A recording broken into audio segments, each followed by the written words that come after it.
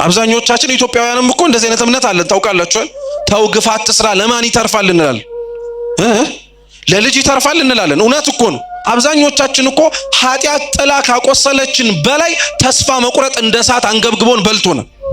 ለዛ ነው ራሱ ቅዱስ ዮሐንስ አፈወርቅ ምን ይላል? ለክርስቲያን ትልቁ ፈተናው ኃጢአት መስራት ሳይሆን ተስፋ ቆርጦ መቀመጥ ነው ይላል። አንድ ሰው የሚጥል በሽታ እንዳለበት የሚታወቀውስ እንዴት ነው?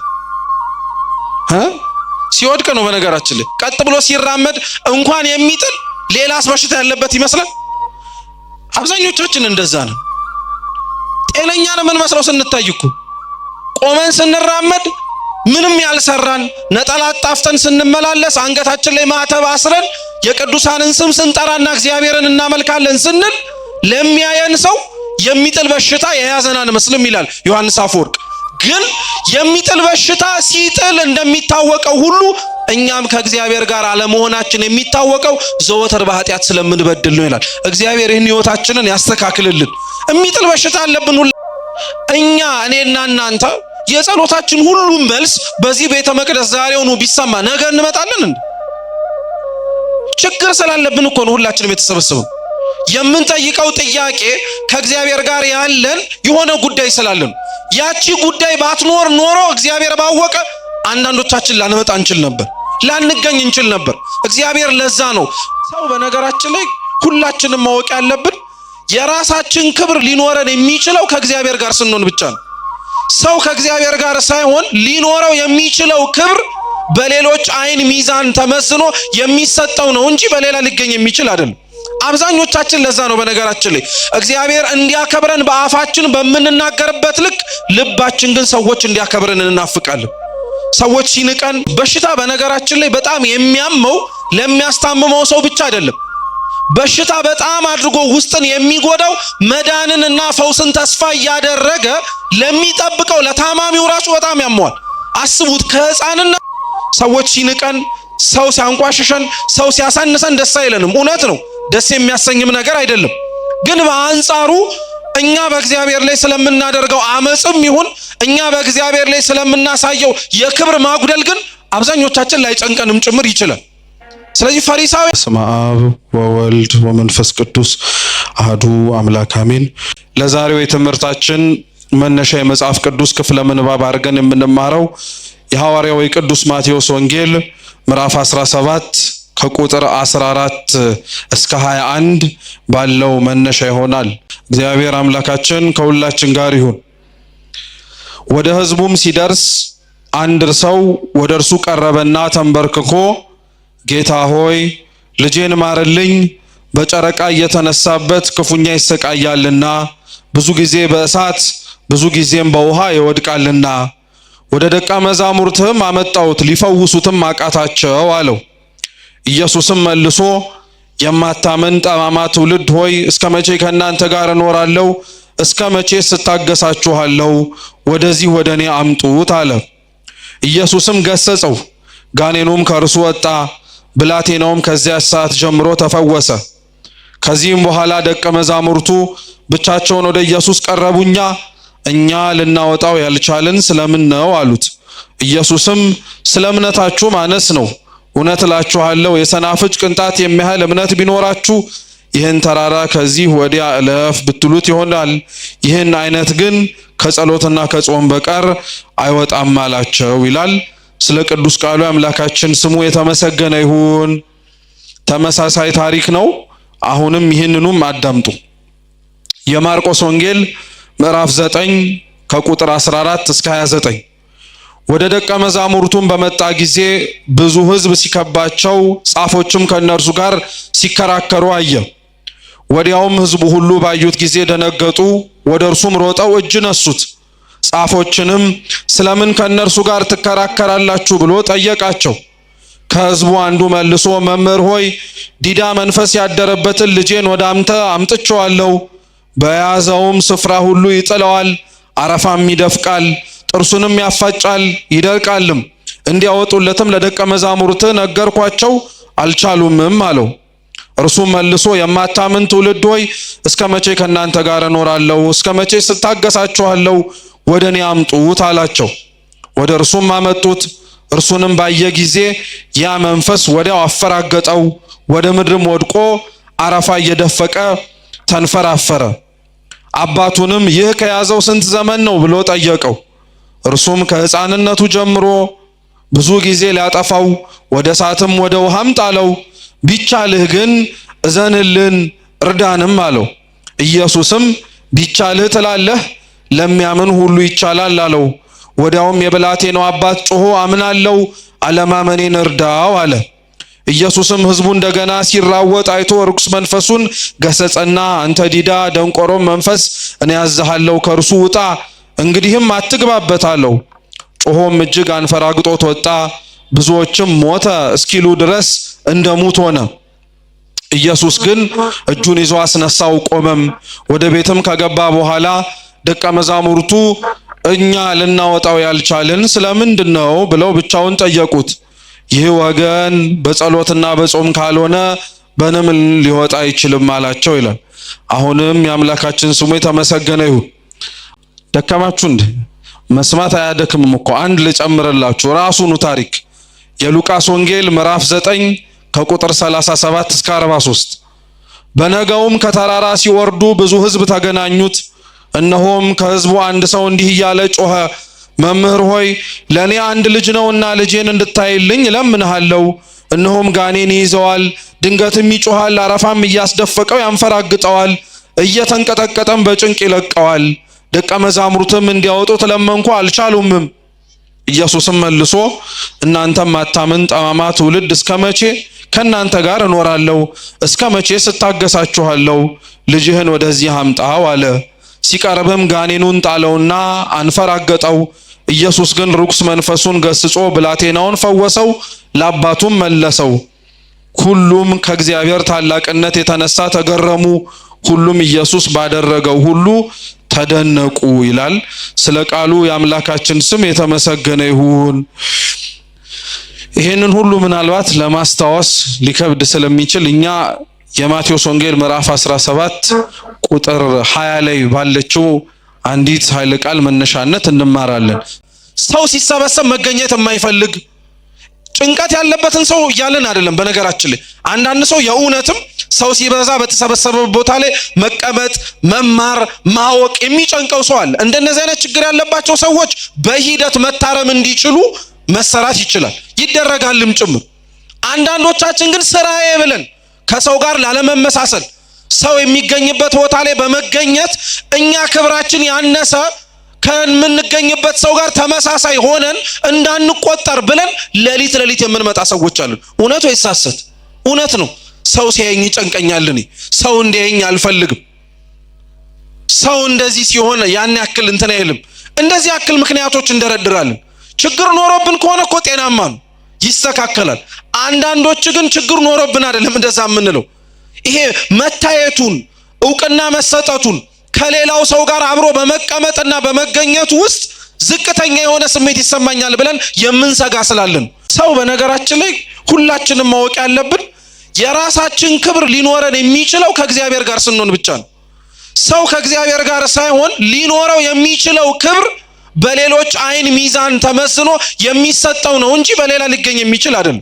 አብዛኞቻችን ለዛ ነው በነገራችን ላይ እግዚአብሔር እንዲያከብረን በአፋችን በምንናገርበት ልክ ልባችን ግን ሰዎች እንዲያከብረን እንናፍቃለን። ሰዎች ሲንቀን፣ ሰው ሲያንቋሽሸን፣ ሰው ሲያሳንሰን ደስ አይለንም። እውነት ነው፣ ደስ የሚያሰኝም ነገር አይደለም። ግን በአንጻሩ እኛ በእግዚአብሔር ላይ ስለምናደርገው አመጽም ይሁን እኛ በእግዚአብሔር ላይ ስለምናሳየው የክብር ማጉደል ግን አብዛኞቻችን ላይ ጨንቀንም ጭምር ይችላል። ተንበረከከ፣ ልጄ በጠና ታሞብኛል አሉ። ሲነገርም ሲነበብም እንደሰማችሁት ደግሞ ብቸኛ ልጄ ነው ያለው። ምንኛ ልጄ? ብቸኛ ልጄ። ቢያንስ እንኳን አንዱ ታሞ በሌላው እንዳይጽናና፣ አንዱ ሞቶ በሌላው ካሳለው እንዳይል ያለው ስንት ልጅ ነው? አንድ ልጅ ነው። ያም አንድ ልጁ ደግሞ በጠና ነው የታመሙ። ስለዚህ ልጄ ብቸኛው ልጄ በጠና ታሞብኛል አለና ስለ ህመሙ መናገር ጀመረ። ምን አለ? አንደኛ ዲዳ ነው አለ። እስኪ ዲዳ ነው በሉ። ምን አያረግም ማለት ነው? አይሰማም ማለት ነው። እሱ አለመስማቱ እንዳለ ሆኖ ደግሞ የሚጥል በሽታ አለበት አለ። የሚጥል በሽታ አለበት አለ። ያ የሚጥለው በሽታ በፈለገበት ጊዜ ላይ ይጥለዋል። ከፈለገ በቀን፣ ከፈለገ በማታ፣ ከፈለገ በእሳት፣ ከፈለገ በውሃ፣ በፈለገበት ሰዓት ይጥለዋል አሉ። ክርስቶስ አምላካችን ይህንን ከሰማ በኋላ መቼ ነው የጀመረው አሉ። ከመጀመሩ ነው መታመምና እንደዚህ መሰቃየት የጀመረው ሲል ከሕፃንነቱ ጀምሮ ነው አለ። እንግዲህ አስቡት፣ በሽታ በነገራችን ላይ በጣም የሚያመው ለሚያስታምመው ሰው ብቻ አይደለም። በሽታ በጣም አድርጎ ውስጥን የሚጎዳው መዳንንና ፈውስን ተስፋ እያደረገ ለሚጠብቀው ለታማሚው ራሱ በጣም ያመዋል። አስቡት፣ ከሕፃንነቱ ጀምሮ በዚህ አይነት በሽታን የተሰቃየው ይሄ ልጅ ምናልባት እኮ በወደቀበት ጊዜ ላይ ራሱ ባልነሳ ብሎ ሊመኝ ይችላል። መልሶ እንደሚወድቅ ስለሚያውቀው የቀን የሰዓት የሆነ ጊዜና አጋጣሚ ጉዳይ ነው። ስለዚህ ከልጅነቱ ጀምሮ ያመዋል አሉ። ጌታችን ኢየሱስ ክርስቶስ ከዛ በኋላ ልጁን ፈወሰለት። አሁን በየቤታችን በየዙሪያችን በሩቅም ሆነ በቅርብ የሆነ የታመመ ሰው አስቡ። እነዚያ የታመሙት ሰዎች ለምንድን ነው የታመሙት? በሽታ፣ ደዌ፣ ህመም ሁሉም በሚባል ደረጃ አንዳንዶቻችን የሚመስለን ከሰይጣንና ከሰይጣን ብቻ የሚመጡ በቃ እገሌ ታሟል ማለት ርኩስ መንፈስ ይዞታል ማለት ነው። ወይ እገሌ ታሟል ማለት ከንጽህና ጉድለት የተነሳ የሚመጣ በሽታ የሚመስለው ሰው አለ። ቅዱሳት መጻሕፍቶቻችን ግን አንድ ሰው የሚታመመው ደዌ የሚይዘው ጤናውን ሊያጣ የሚችለው ከሰይጣን ብቻ። እግዚአብሔር ደዌን የሚያመጣው ወይንም ደግሞ ደዌን በሰዎች ዘንድ ሊያዝበት የሚችለው ምክንያት አንደኛው ከጸጋ ብዛት ነው። እግዚአብሔር ጸጋውን ሰፍሮ ስለማይሰጥ ለሚወዱት ለተገዙለት ለቅዱሳኑ ስለሚያንበሸብሻቸው በዛ በበዛላቸው ጸጋው ውስጥ ትዕቢት፣ በዛ በበዛላቸው ጸጋው ውስጥ ሌላ መሰናክል እንዳይመጣባቸው ብሎ የሚጎስማቸው ደዌ ይልካል። ጳውሎስ ራሱን የታመመው ርኩስ መንፈስ ይዞት ነው? ጳውሎስ ራሱን የታመመው ሌላ ችግር ኖረበት ነው? አይደለም። ራሱ እንደሚናገረው የሚጎስም ደዌ ተሰጠኝ ነው ያለው። እግዚአብሔርን ማስታወስ እንዲችል ማለት ነው። እውነት እንነጋገር ከተባለ እንኳን ቅዱስ ጳውሎስ ቅዱስ ጢሞቴዎስም ይዞት የነበረው የሆድ ቁርጠት አረ እነሱንም ተዋቸው። እኔና እናንተ የጸሎታችን ሁሉ መልስ በዚህ ቤተ መቅደስ ዛሬውኑ ቢሰማ ነገ እንመጣለን እንዴ? ችግር ስላለብን እኮ ነው ሁላችንም የተሰበሰብን። የምንጠይቀው ጥያቄ ከእግዚአብሔር ጋር ያለን የሆነ ጉዳይ ስላለን፣ ያቺ ጉዳይ ባትኖር ኖሮ እግዚአብሔር ባወቀ አንዳንዶቻችን ላንመጣ እንችል ነበር፣ ላንገኝ እንችል ነበር። እግዚአብሔር ለዛ ነው በምን አይነት መንገድ፣ በምን አይነት ሁኔታ፣ በምን አይነትም መንገዶች ወደሱ መቅረብ የምንችልበትን መንገድ ስለሚያስብ አንዳንዶቻችንን በፍቅር በደስታ ያቀርበናል፣ ሌሎቻችንን በደዌ በህማም ያቀርበናል። ስለዚህ ደዌ ሁሉ በሽታ ሁሉ የሰይጣን ያጋንንት የርኩስ መንፈስ ነው ብለን መደምደም አንችልም። እግዚአብሔርም ጭምር ሊያመጣው ይችላል። ጸጋ በስቶልን ወይንም ደግሞ የሰጠንን ሀብት ምክንያት አድርገን በትዕቢት እንዳንወድቅ ማለት ነው። ስለዚህ አሁን ይሄ ልጅ የታመመው በምን ምክንያት ነው? በምን ምክንያት ነው? የሚጥል በሽታን ያለበት እየመረጠ ቦታ አይደለም፣ በፈለገው ቦታን የሚጥለው። ይሄ ልጅ ምን አጥፍቶ ነው የመጣበት ልትሉም ትችላላችሁ። በኦሪቱ ጊዜ ላይ እንደነዚህ አይነት ጥያቄዎች ይጠየቁ የነበረበት ምክንያት ምን መሰላችሁ? የኦሪት እምነት ወይንም ደግሞ በብሉይ ኪዳን የአንድ ሰው የሰራው የኃጢአቱ ውጤት ልጆቹ ላይ ይደርሳል የሚባል እምነት አለ። አብዛኞቻችን ኢትዮጵያውያንም እኮ እንደዚህ አይነት እምነት አለን። ታውቃላችሁ፣ ተው ግፍ አትስራ ለማን ይተርፋል እንላለን? ለልጅ ይተርፋል እንላለን። እውነት እኮ ነው። ክርስቶስ ታዲያ ግን ምን አላቸው መሰላችሁ? ይህ ሰው የታመመው በራሱም በወላጆቹም ጥፋት አይደለም አለ። አብራችሁም በሉ የእግዚአብሔር ክብር በሉ እንጂ ይገለጥበት ዘንድ ነው። አያችሁት? አንዳንዶቻችን እውነትም እንዳልኳችሁ ነው። እግዚአብሔር ክብሩን በእኛ ሊገልጥ ከፈለገ እግዚአብሔር መስራት እንደሚችል በዘመናት ያላቆመ አምላክ እንደሆነ ማስረጃ እንዲሆን አንዳንዶቻችን ታመን ሳንፈወስ እንድንቀር ያደረገን። እርሱ ብቻ ካልሆነ ደግሞ የሚፈውሰን ማንም የለም። አይገርማችሁ? በጣም እኮ ነው የሚደንቅ። እርሱ ብቻ ካልሆነ ያ አይነ ስውር አይኑ እንዳልበራለት፣ እርሱ ብቻ ካልሆነ አሁን ታሪኩ ሲነበብ የሰማችሁት የሚጥለው በሽታ የያዘው ልጅ እርሱ ክርስቶስ ብቻ ካልሆነ የሚፈውሰው እንዳልነበረ ሁሉ እግዚአብሔር ብቻ ካልሆነ በቀር ሊፈወስ የማይችል ነገር አለ፣ ሊድን የማይችል ነገር አለ። ስለዚህ ጌታችን ኢየሱስ ክርስቶስ ይሄ ልጅ በምን መንገድ እንደታመመ በማን ምክንያት እንደዚህ ሊሆን እንደቻለ ምንም መረጃ አልነገርም። ዝም ምን ያለው ቀጠለና ግን መቼ ነው የታመመው አሉ። ከልጅነቱ ጀምሯል። ይሄ ልጅ እንግዲህ ከልጅነቱ ጀምሮ እንዳልኳችሁ የሚጥል በሽታ ነው፣ በጣም ክፉ ነው። ስለዚህ ጌታችን ኢየሱስ ክርስቶስ ይሄንን ልጅ በማዳንና በመፈወሱ ውስጥ ሊያሳምየንና ሊያስተምረን የፈለገው ነጥብ ምን መሰላችሁ? ወንጌል ላይ ተጽፈው የምታነቧቸው ተአምራቶች በሙሉ እግዚአብሔር ማድረግ እንደሚችል ማስረጃ እንዲሆኑ የተቀመጡ ትምህርቶች ብቻ አይደሉም። ወንጌል ላይ ተጽፎ የምናገኛቸው ተአምራት በስጋ አንጻር እኛ በነፍስ የታመምነውን ደዌ ማነጸሪያና መመልከቻ እንዲሆኑ የተቀመጡ ናቸው። ለምሳሌ ክርስቶስ እውር የሆኑትን አበራ ሲባል እውር በስጋ የሆኑትን ሰዎችን ስንሰማ እኛ አይነ ልቡናችን የታወረው እንድንበራ ነው። ክርስቶስ የሚጥል በሽታ ያለባቸውን ሰዎች አዳነ ተብሎ ሲነገርም እንደዛው ነው። እና ቅዱስ ዮሐንስ አፈወርቅ እንዲያውም በደንብ ያብራራዋል። ምን ይላል መሰላችሁ? የሚጥል በሽታ ምን አይነት በሽታ ነው ይላል። በሉ እንጂ መልሱ። የሚጥል በሽታ ምን አይነት በሽታ ነው? ከበሽታው እኮ ነገርኳችሁ። ምን የሚያደርግ በሽታ ነው? እስኪ የሚጥል በሉ። አይዟችሁ፣ ከባድ እኮ አይደለም። የሚጥል በሽታ ምን አይነት በሽታ ነው ሲባል በሽታው ምን የሚያደርግ የሚጥል። ጥሩ። አንድ ሰው የሚጥል በሽታ እንዳለበት የሚታወቀውስ እንዴት ነው? ሲወድቅ ነው። በነገራችን ላይ ቀጥ ብሎ ሲራመድ እንኳን የሚጥል ሌላስ በሽታ ያለበት ይመስላል። አብዛኞቻችን እንደዛ ነው። ጤነኛ ነው ምን መስለው ስንታይ እኮ ቆመን ስንራመድ ምንም ያልሰራን፣ ነጠላ ጣፍተን ስንመላለስ፣ አንገታችን ላይ ማተብ አስረን የቅዱሳንን ስም ስንጠራና እግዚአብሔርን እናመልካለን ስንል ለሚያየን ሰው የሚጥል በሽታ የያዘናን መስልም ይላል ዮሐንስ አፈወርቅ። ግን የሚጥል በሽታ ሲጥል እንደሚታወቀው ሁሉ እኛም ከእግዚአብሔር ጋር አለመሆናችን የሚታወቀው ዘወትር በኃጢአት ስለምንበድል ነው ይላል። እግዚአብሔር ይህን ሕይወታችንን ያስተካክልልን። የሚጥል በሽታ አለብን ሁላችንም፣ ምንም ጥርጥር የለውም። የሆነ ጊዜ ላይ ቆመን እንታያለን፣ የሆነ ጊዜ ላይ እንሸራተታለን፣ የሆነ ጊዜ ላይ በርትተን እንታያለን፣ የሆነ ጊዜ ላይ ደግሞ ደክመንና ዝለን እንታያለን፣ የሆነ ጊዜ ላይ ከበሽታቸው ድነዋል ብለው ስንራመድ እንታያለን፣ የሆነ ሰዓት ላይ ደግሞ ተመለሱበት ደግሞ ተብለን ወድቀን እንታያለን። የሚጥል በሽታ ብሎ ክርስቶስ ያንን ልጅ ሊያድነው የፈለገው እንደፈለገ ኃጢአት የሚጥለንን እንደፈለገ ኃጢአት እያጣለ ያሰቃየንን ሰዎች እኛን መመልከት እንድንችል የሚጥል በሽታ ነበር ያዞ የነበረው። ደግሞ ሲጥለው አይገርማችሁ? እስኪ ቀን በሉ በሉ እንጂ ማታ በሉ። ሰው ኃጢአት ሲጥለው ቦታ ይመርጣል? አይመርጥም። አይገርማችሁም? ኃጢአት በጣም ክፋቷ ይሄ ነው። ቀን ልጣለው ማታ ልጣለው አትልም። ካገኘች ቀንም ልትጥል ትችላለች፣ ካገኘች ማታም ልትጥል ትችላለች። ይሄ ብቻ አይደለም። ይሄንን የሚጥለውን ልጅ አባቱ ስለሚጥለው በሽታ ሲናገር ምንድን ያለው? እሳትም ውሃም ጋርም ሊጥለው ይችላል አለ። እስኪ እሳት በሉ። አሁን ደግሞ እሳት ላይ ይመጣል ማለት ምን መሰላችሁ ይላል ዮሐንስ አፈወርቅ። የሚጥል በሽታ ይዞት እሳት ላይ ወደቀ ማለት የሚጥለው በሽታ ኃጢአት ነው። እሳት የሚብለው የበለጠ የሚጎዳው ነገር ማለት ነው። ኃጢአቱ መጉዳቱ ሳያንስ የሰራው ኃጢአት ከእግዚአብሔር ማራቁ ሳያንስ የወደቀበት እሳት የተባለው ደግሞ ቦታ ወድቆ እንዳይነሳ ያቃጥለዋል። አብዛኞቻችን እኮ ኃጢአት ጥላ ካቆሰለችን በላይ ተስፋ መቁረጥ እንደ እሳት አንገብግቦን በልቶናል። ለዛ ነው ራሱ ቅዱስ ዮሐንስ አፈወርቅ ምን ይላል? ለክርስቲያን ትልቁ ፈተናው ኃጢአት መስራት ሳይሆን ተስፋ ቆርጦ መቀመጥ ነው ይላል።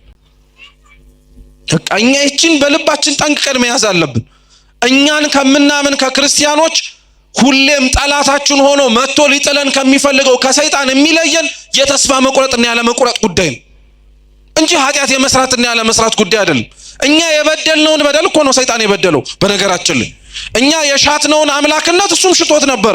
ልዩነቱ ግን ምንድነው? እኛ የሻትነውን አምላክነት ወድቀን እንደማናገኘው የእግዚአብሔር ገንዘቡ እንደሆነ ስናውቅ ማረን አለ። እርሱ ደግሞ በአንጻሩ የሻተውን አምላክነት እንደማያገኘው ሲያውቅ እንደ አምላክ ሊመለክበት የሚችልበትን የራሱን ሰራዊት ይዞ ወረደ። ተስፋ መቁረጥ እኮ ነው፣ ሌላ ምንም ነገር የለው። ሰይጣንን ሰይጣን ያረገው ሰውንም ሰውን የሚያደርገው ተስፋ መቁረጥና ተስፋ ማግኘት ብቻ ነው። ስለዚህ እሳት ላይ ይጥለዋል አለ። አንዳንዴ ደግሞ ውሃ ላይ ይጥለዋል አለ። ምን ላይ ይጥለዋል? ውሃ ላይ ይጥለዋል አለ። በጣም እኮ የሚገርም ነገር ነው። ከእሳቱ አንጻር ውሃው የሚጎዳው አይመስልም ማለት ሲናገር ይጎዳዋል አይጎዳው? አንድ ሰው የሚጥል በሽታ ኖሮት ውሃ ውስጥ ቢወድቅ እንደ እሳቱ ይጎዳዋል አይጎዳው? ይጎዳዋል። ውሃው በአንጻሩ እሳቱ እንደሚያቃጥለው ያቃጥለው እንጂ ያፍነዋል አያፍነው? ኃጢአት የሚሰራ ሰው ውሃ ውስጥ ወደቀ ማለት መተንፈስ እንዳይችልና እስትንፋሱ ከሆነው ከእግዚአብሔር ጋር መገናኘት እንዳይችል አስሮ አነቀው፣ አስቀረው ለማለት ነው የሚነገረው። ስለዚህ ጌታችን ኢየሱስ ክርስቶስ እንደዚህ አይነቱንና መሰል በሽታ የያዘውን ሰው ሊያድነው አባቱ ጋር ሄደ። በሽታውን ጠየቀ፣ የታመመበትን ጊዜ አወቀ። ከዛ በኋላ አባትየው ግን መናገር ጀመረ። ቢቻልህ አለ፣ የሚሆንልህ ከሆነ አለ።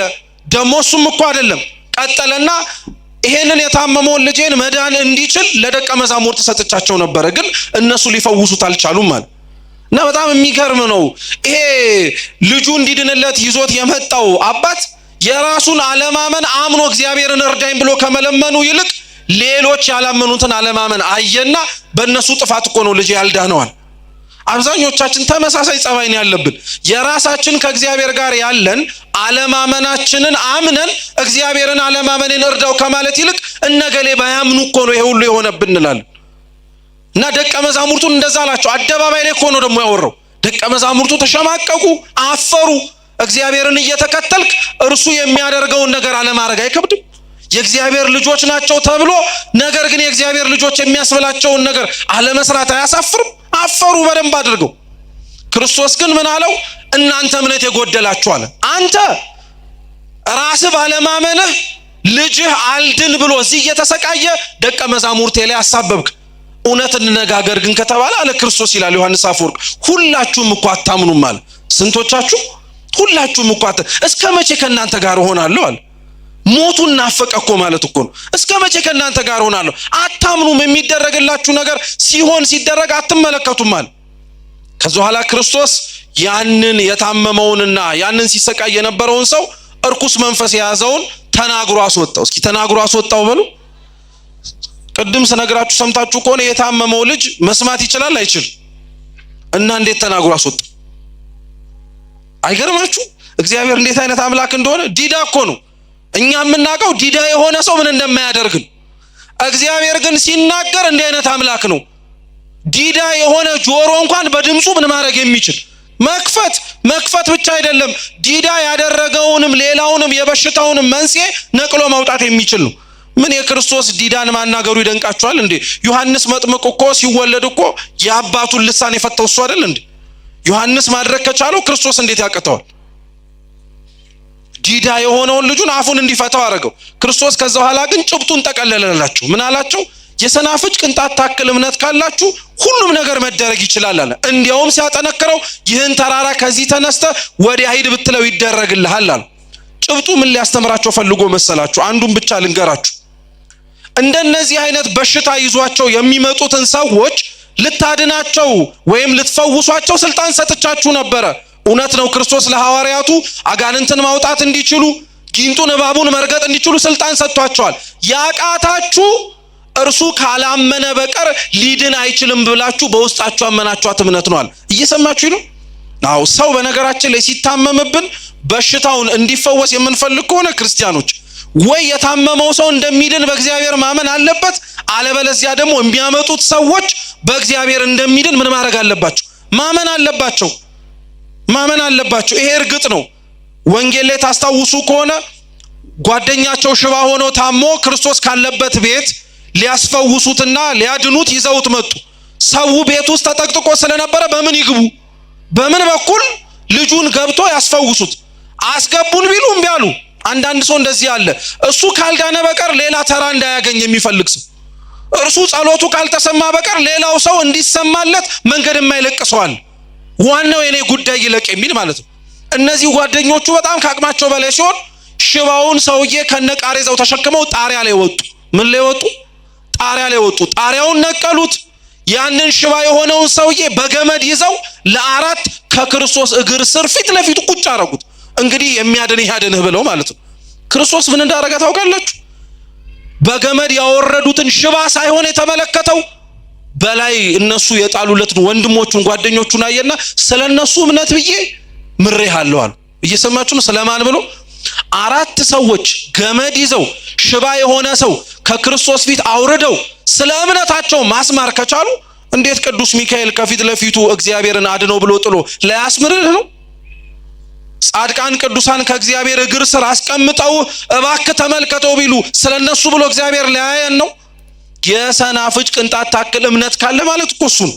እንከን የሌለ ፍጹም የሆነ በተስፋ ውስጥ አምሮ ልትቀበለው የሚገባ መከራ እንዳለ አምኖ የተዋጀ እምነት ካለ አንድ ተራራ አይደለም እንደውም ማንሳት የምትችለው። ቅዱስ ጳውሎስ አንደኛ ቆሮንቶስ መልእክቱ ምዕራፍ 13 ላይ ሲናገር ፍቅር ግን ከሌለኝ ተራሮችንም ባፈልስ እንኳን ከንቱ ነኝ ያለው አይደል?